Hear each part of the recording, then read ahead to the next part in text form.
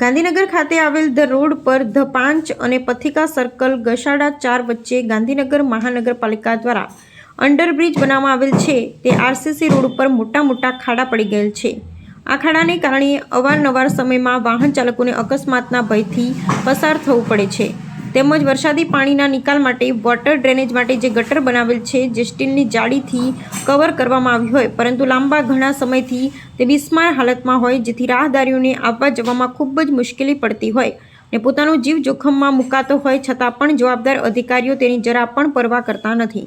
વારંવાર તેના પર થીગડા કરવામાં આવે છે પરંતુ તેનો કોઈ યોગ્ય નિકાલ કરવામાં આવતો નથી।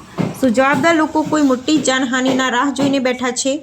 ઉલ્લેખનીય છે કે થોડા દિવસોમાં હવે ચોમાસું શરૂ થશે, ત્યાં પાણી ભરાશે। જો કોઈ વ્યક્તિને આ પરાક્રમની જાણ નહીં હોય ને ત્યાંથી પસાર થશે અને તે ખાડામાં પડશે તો તેને કોઈ જાનહાનિ કે રાહદારીના વાહનને નુકસાન થશે, તેના માટે જવાબદાર કોણ?